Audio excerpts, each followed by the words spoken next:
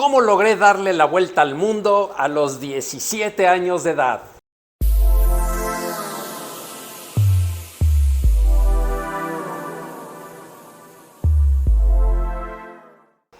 A petición de ustedes, este video está particularmente dedicado a todos los jóvenes que se encuentran diseñando su futuro para que tengan la certeza de dos cosas. Primero, de que entre más temprano iniciamos un proyecto vida, más lejos llegaremos.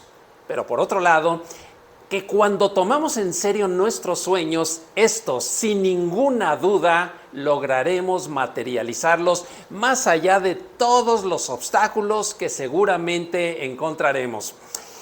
Esta narración que les voy a compartir el día de hoy me la han solicitado prácticamente en todas las universidades de México y Latinoamérica, en foros juveniles y en todas aquellas reuniones y eventos donde hay jóvenes, personas que están empezando a diseñar su vida y que saben que pueden lograr mucho, pero necesitan el ejemplo.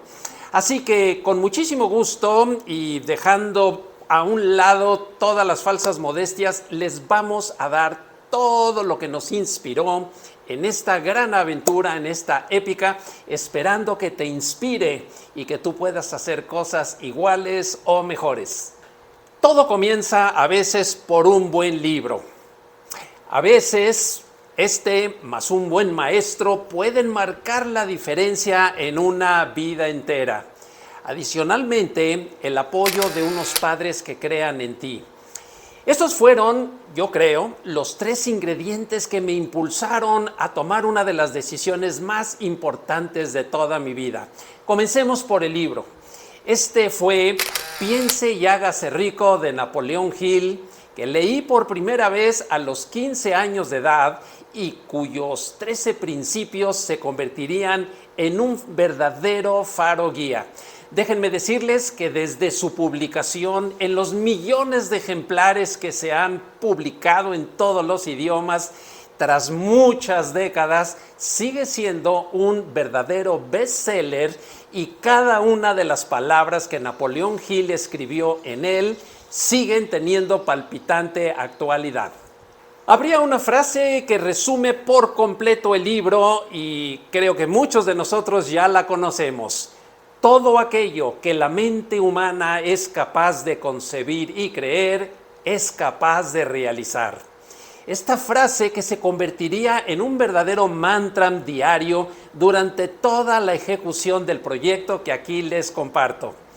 Asimismo, un gran maestro, el capitán piloto aviador Manuel Breña, a quien conocí y cuyos cursos los tomé en su totalidad, más el apoyo incondicional de mis padres y de una familia que resultaron determinantes en la construcción de mi autoestima. Mi historia inicia cuando llegué a una sesión demostrativa de un instituto denominado de superación personal, resultado de un anuncio que vi en el camión. Ahí aprendería la psicología de la motivación, de hecho, el arte de vender, habilidad que sin ella nunca habría podido realizar lo que aquí les comparto.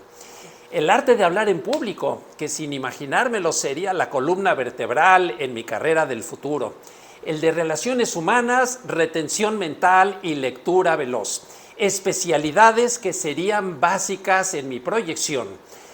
La identificación con el expositor, es decir, con el maestro, el Capi Breña, quien a la vez era el fundador de ese instituto, fue instantánea desde el primer momento. Toda la saga inició cuando en una de las sesiones el Capi Breña, como le decíamos, nos pidió que planteáramos verbalmente una meta en la vida y que ésta fuera diferente, difícil y retadora. Por lo que mientras la mayoría de los señores, mayores todos de edad, que ahí asistían, pues planteaban metas ordinarias o triviales, diríamos. Algunos de ellos decían pagar la tarjeta de crédito o la hipoteca, a lo que el maestro simplemente les discutía: para hacer eso no necesitas venir a un curso. Por favor, denme una meta retadora. Creo que lo capté porque siendo el único joven de 16 años, me puse de pie y aseveré sin titubear: la meta que yo tengo es darle la vuelta al mundo antes de un año, generando yo mismo los recursos con ingresos frutos de mi trabajo. Lo dije de pie sin pensarlo mucho, porque si lo hubiera hecho tal vez no me habría atrevido. Todos se rieron pensando que se trataba de una broma, pero el Capi llegó hasta mí, me dio unas inolvidables palmaditas en la espalda y me dijo: yo sé que tú lo vas a lograr. Recuerdo que así hablaba. Al día siguiente, en el desayuno, mis padres escuchaban un tanto incrédulos mi proyecto, pero mi padre en particular me brindó desde el primer momento también su apoyo moral.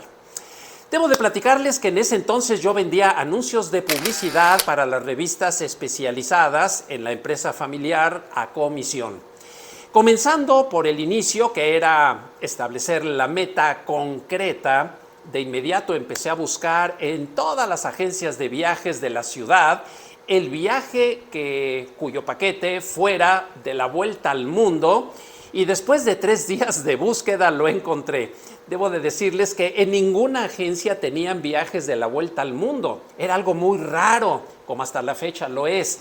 La gente siempre piensa ir a Asia o a Europa, pero darle la vuelta al mundo es poco común.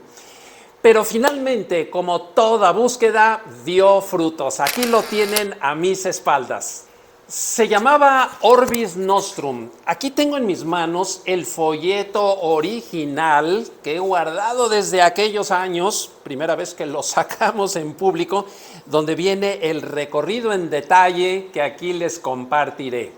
Lo organizaba la agencia Mexamérica y en aquel entonces, no lo van a creer, costaba 37,900 pesos con 24 mensualidades de 1,685 cada una.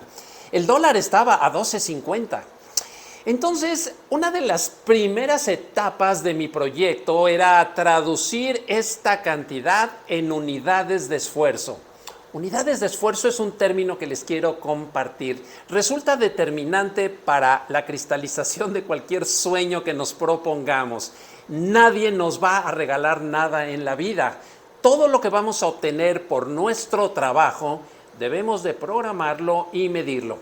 Mis unidades de esfuerzo en este momento era la venta de anuncios que tendría que comercializar para que las comisiones generadas me permitieran cumplir con aquel crédito. Enfrentando todas las dudas y el escepticismo, incluyendo sarcasmos e ironías de familiares, amigos y demás personas incrédulas, me lancé a hacer mis primeras citas de ventas planteándome la meta de tener que vender 8 anuncios de página completa al mes, es decir, 2 a la semana, que multiplicado por 12 meses representarían 96 anuncios. Parecía una meta imposible, sobre todo porque yo estaba empezando apenas en mi carrera de ventas, pero la motivación hizo actos de presencia. Amigas y amigos, la motivación es la gasolina del cerebro. Vendrían todos los intentos, las fallas y los tropiezos, principalmente en los primeros 3 meses, donde la meta parecía cada vez más lejana de ser alcanzada. 2 o 3 anuncios al mes era lo que estaba logrando, resultado muy por debajo de la meta autoplanteada. Pero al surgir las primeras señales de desaliento, que es muy normal sentirlas, siempre me decía a mí mismo: si pude vender 1, podré vender 10. Y si vendí 10, podré alcanzar 100. El que puede en lo chico, puede en lo grande, decía nuestro maestro. Al llegar a los 6 meses, me encontraba apenas al 20%. Pero redoblamos los esfuerzos y 3 meses antes de la fecha tope que me había fijado, cuando parecía que la meta verdaderamente era inalcanzable, pareció ocurrir ese pequeño milagro que a veces hace la diferencia, y este fue como resultado de la persistencia y sobre todo de un secreto práctico que había aprendido en aquel instituto. El buen promotor es el que todo el tiempo está hablando de su producto a todos quienes les rodean sin omitir a nadie. Lo que desencadenó que surgiera espontáneamente y sin esperarlo el apoyo de un gran amigo y vecino de la infancia, Miguel Isla, a quien le mando un saludo por medio de este video y quien me recomendó con su hermano, que dirigía una gran empresa de filtros industriales en Tlalnepantla, Estado de México, llamada Willabrator, recuerdo muy bien, quien al visitarlo en una tarde lluviosa, donde me encontraba al límite de mi resistencia, me hizo entrar a su oficina y me dijo que solamente contaba con 10 minutos para explicarle a lo que iba. Pues no lo van a creer, en menos de 7 minutos, captando lo que eran estas revistas, de inmediato me propuso contratar 3 anualidades de publicidad en diferentes revistas, sumando 36 anuncios de un solo golpe, permitiéndome alcanzar esa mágica tarde mi meta. Al salir de ahí, aún incrédulo, literalmente flotaba en el ambiente. Recorrí las casi 2 horas de regreso a casa. Recuerdo que estaba lloviendo. Venía colgado del espejo en el camión en el que me movía en aquellos tiempos. Y al llegar, les comuniqué la noticia a mis padres, quienes no podían salir de su asombro al ver físicamente los contratos firmados que llevaba conmigo. Era felicidad pura y total. La certeza de que una decisión tomada en una conferencia había cambiado mi vida y me había permitido lograr una meta inimaginable para un joven de 17 años. El tío Jacques me daría el aval para el crédito del viaje, creyendo en mí, habiendo tenido el orgullo de poderle cumplir con todos los pagos sin que él hubiese tenido la menor preocupación. En ese momento no me alcanzaba a dar cuenta que había descubierto el ilimitado mundo de la motivación en las conferencias y que sin saberlo, algún día me dedicaría justamente a estas 2 actividades: motivar para hacer subir a los demás y organizar viajes por el mundo. De alguna forma, ese mágico día selló la ruta de mi vida entera. Llegaría la fecha de salida. La familia completa me iba a despedir al aeropuerto. Tengo en mis manos los boletos físicamente de todo aquel viaje. Recuerdo que todavía se hacían a mano. La línea que había coordinado todo era Japan Airlines. Y pues aquí venía el recorrido entero. En combinación esta línea, déjenme decirles, con Pan American Airways, que en ese momento ya estaba introduciendo por primera vez en el mundo los Jumbo Jet 747 y que tendría algunos vuelos durante el recorrido en ese gigantesco avión que pocas personas les había tocado todavía estrenarlos. Bueno, aquel avión de Japan Airlines, recuerdo era el modelo DC-8, despegaba rumbo a Tokio, Japón, haciendo una escala en Anchorage, en Alaska. Cruzábamos todo el Océano Pacífico, cruzando la línea internacional del tiempo.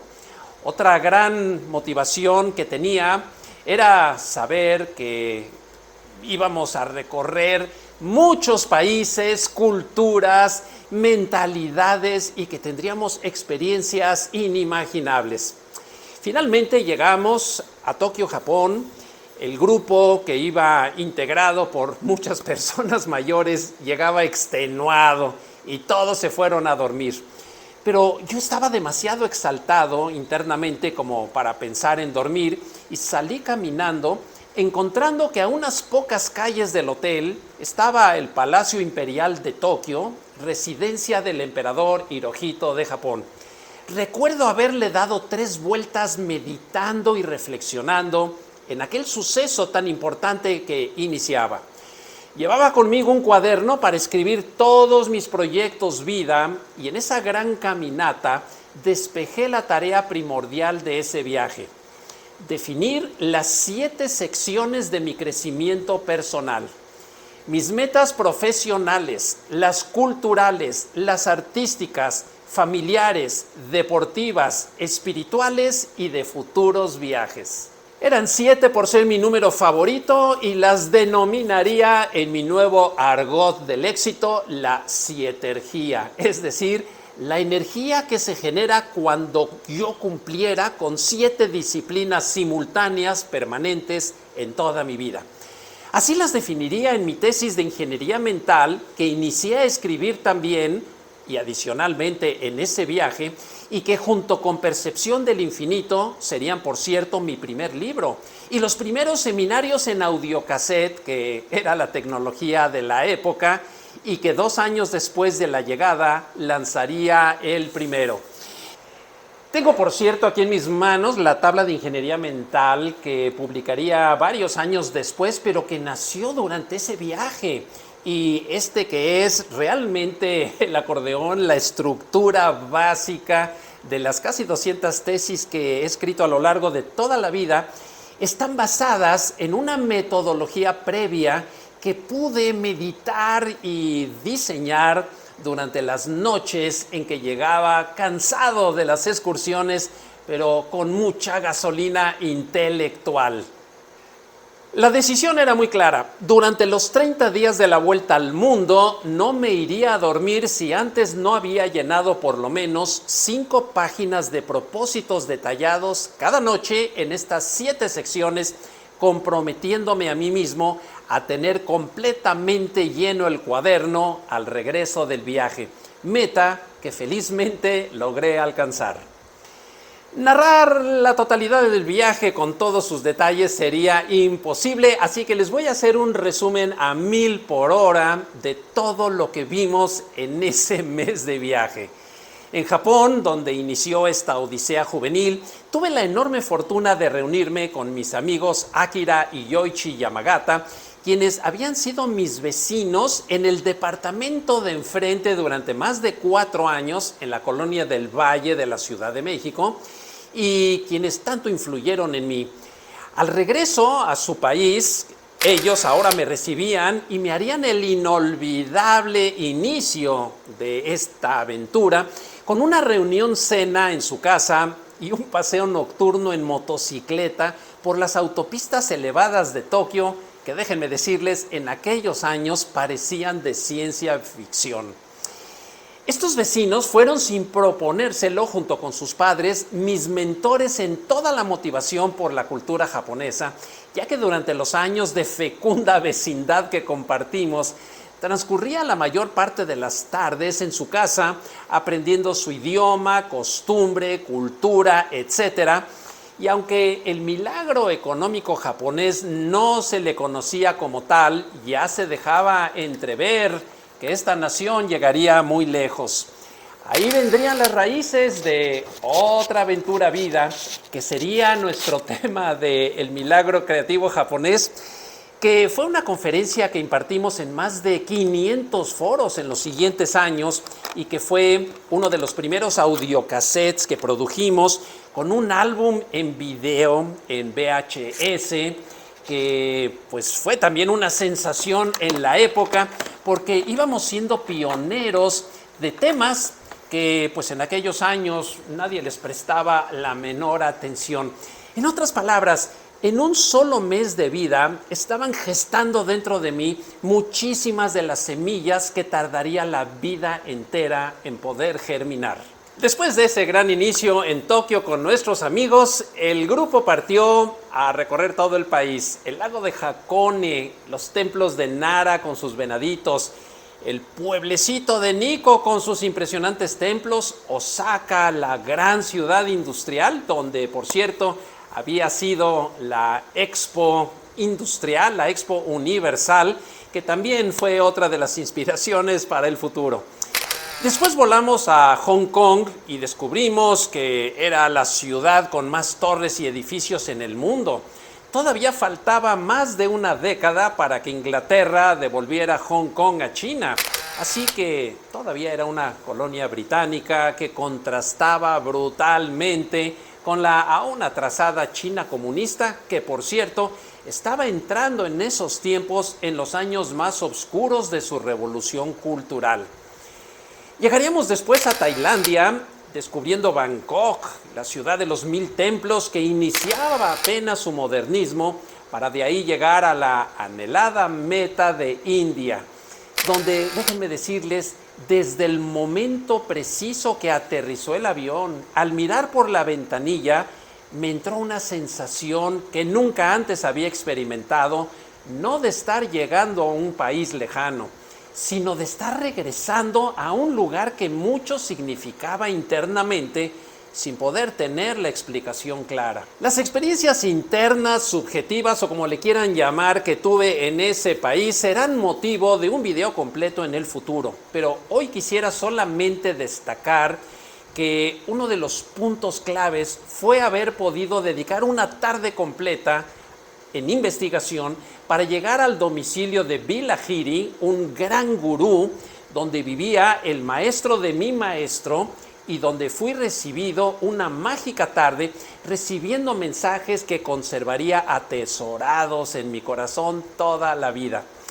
Ante la búsqueda de consejos muy elevados o complicados que yo le pedía a aquel gurú, me impresionó la sencillez de sus respuestas. Concretamente, el más importante fue que lo único que me quería recomendar es: medita todos los días y solamente así podrás ver la vida de una forma más clara y distinta.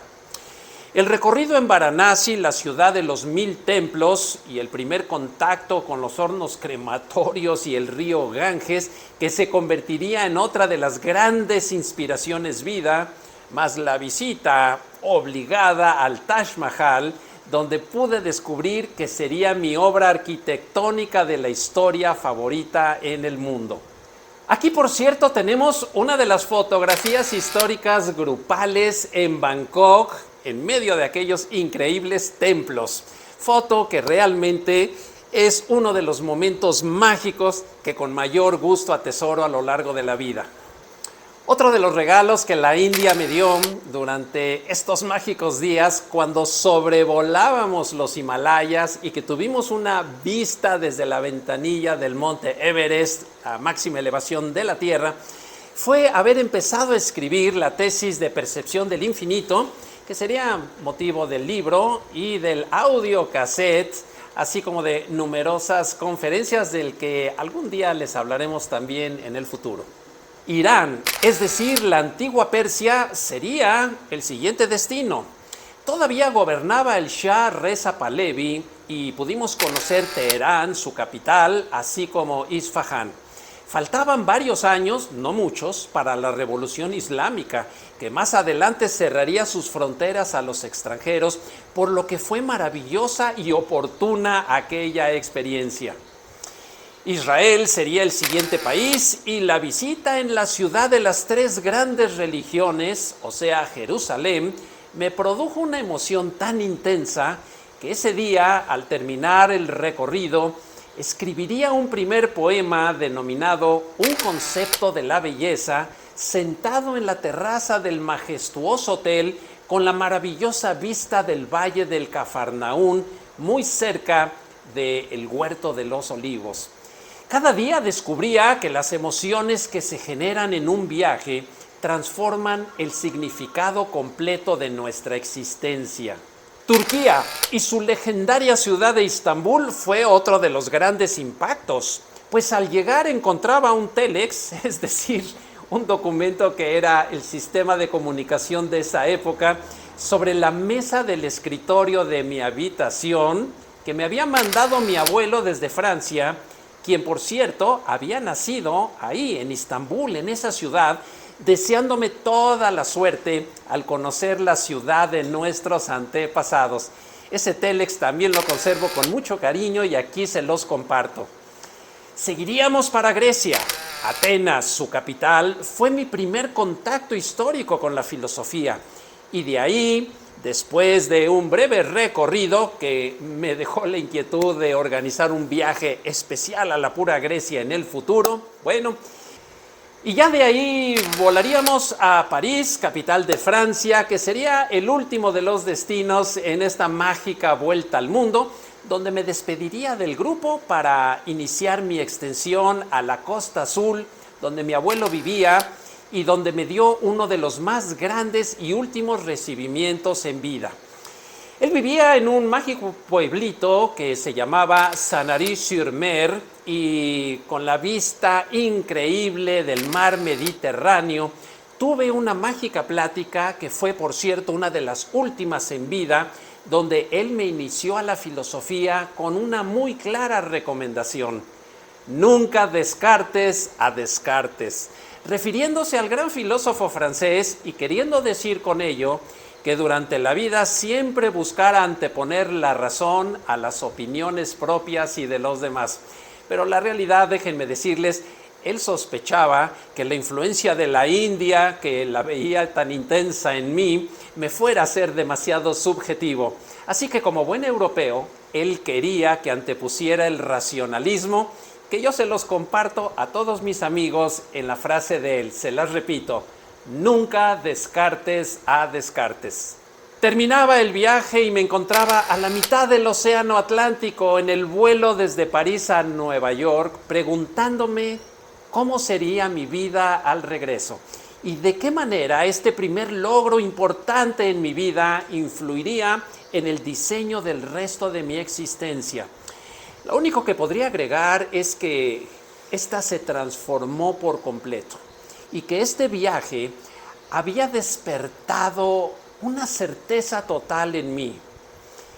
Si pude lograr esto, literalmente podré lograr cualquier otra cosa en la vida que me proponga, siempre y que vaya acompañada de la seriedad, entrega y estrategia, y además algo muy importante, de que me sepa rodear de personas más inteligentes que yo y de que pueda mantener la humildad de seguir escuchando a mis maestros, pues la formación nunca termina. Me quedaba muy clara la frase de que cuando un ser humano deja de estudiar y prepararse, ha envejecido 1000 años. Conclusiones.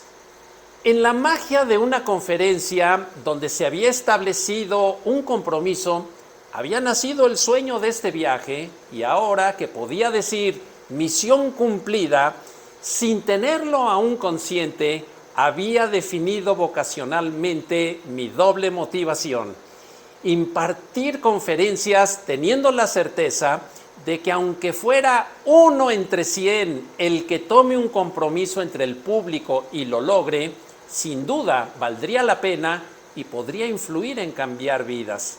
Y la otra sería de que si en una de esas conferencias yo me había propuesto hacer este viaje y lo había conseguido, podría en el futuro hacer muchos más, y algo que tomaría todavía algunas décadas ocurriría después. Organizar viajes formativos para que muchas personas descubrieran la magia de transformar sus vidas al lograr tener no solamente el contacto con otros países, como lo haría cualquier otro viaje normal, sino la percepción real de otras culturas capaces de enriquecer la nuestra propia. Fue tal la historia donde nacerían los Learning Tours, que hoy compartimos con muchas personas y esperamos que en un futuro cercano contigo también. Tengo en mis manos los 3 álbums con todas las fotografías, las postales, los momentos de este mágico recorrido que desde aquellos años los he cuidado, los he guardado con todo el esmero, pensando que no nada más fueran un recuerdo agradable para mí, sino que pudieran servir como testimonio real de que la frase de Napoleón Hill era verdadera: todo aquello que la mente humana es capaz de concebir y creer, será capaz de realizar. Amigas y amigos, soy Alex Márquez, y si les gustó este video, compártanselo a todos aquellos amigos jóvenes que estén queriendo hacer algo grande en la vida y que todavía estén titubeando. Háganles ver que la seriedad, la entrega, la asesoría, la estrategia, todo lo que podamos hacer para tomar en serio aquello que nos importa vale la pena y que entre más temprano iniciamos todo en la vida, más lejos llegaremos. Déjanos tus comentarios aquí al pie del video. Si te gustó, danos like. Suscríbete a nuestro canal y ya lo sabes, lo más importante, acompáñanos en los próximos videos y algún día a los próximos Learning Tours.